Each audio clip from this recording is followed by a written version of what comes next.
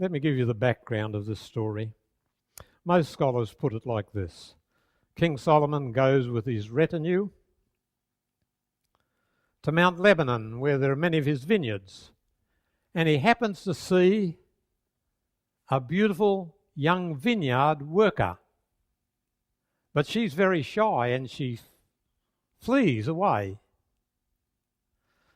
So Solomon goes back to his palace and thinks about her too much perhaps. And he disguises himself as a shepherd and he goes back. And he meets her again and he woos her and ultimately he marries her. That's the background of this story as most scholars give it. Would you look please at what it tells about the marriage day? Yes. In chapter 3 and beginning at verse 6, here's a picture of on the eve of marriage. Who is this coming up from the desert like a column of smoke, perfumed with myrrh and incense, made from all the spices of the merchant? Look, it's Solomon's carriage, escorted by 60 warriors, the nobles of Israel, all of them wearing the sword, all experienced in battle, each with his sword at his side, prepared for the terrors of the night. King Solomon made for himself the carriage. He made it of wood from Lebanon. Its posts he made of silver, its base of gold. Its seat was upholstered with purple. Its interior is lovingly inlaid by the daughters of Jerusalem. Come out, you daughters of Zion. Look at King Solomon wearing the crown with which his mother crowned him on the day of his wedding, the day his heart rejoiced. Then the next chapter is the wedding night. And I'm going to refer you to just one part of that. Verse 7. All beautiful you are, my darling. There is no flaw in you. But would you come back to chapter 3 and ask yourself, what does it mean when it says in verse 8 that these 60 warriors bringing the bridegroom in a beautiful carriage to his bride, why did it say each with his sword at his side, prepared for the terrors of the night? That's not what you expect on the eve of a marriage celebration. Swords, terrors. God is giving us a hint that even the joys of marriage can be vitiated by unexpected events. Before you're married, you contemplate a romantic picture of the future. The reality will be very different. In your vision of the future, you will almost certainly not include sickness. In your romantic picture of the future, you will not include arguments.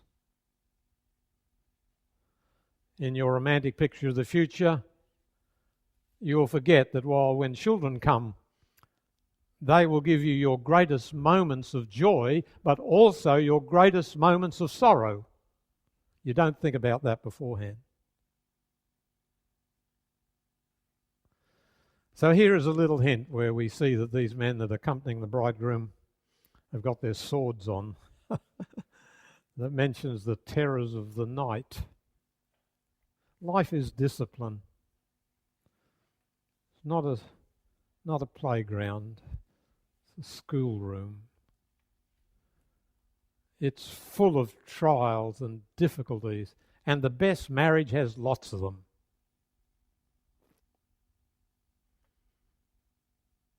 Encountered with Christ, they can all work together for good. If Christ is left out, they'll destroy them. The marriage will be destroyed. So the picture of the swords, ready for war, the terrors of the night, and this is a marriage ceremony approaching. But God is giving us some clues that all of life, however romantically we picture it, has unexpected visitations of sorrow and pain and trauma and challenge. Because the secret of life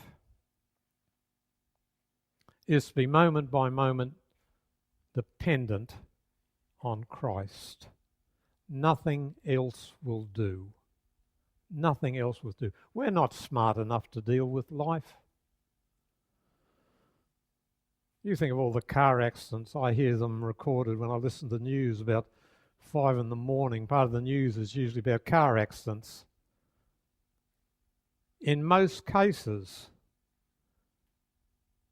it's not something that's gone wrong with the car. In most cases, car accidents are something that's gone wrong with a driver.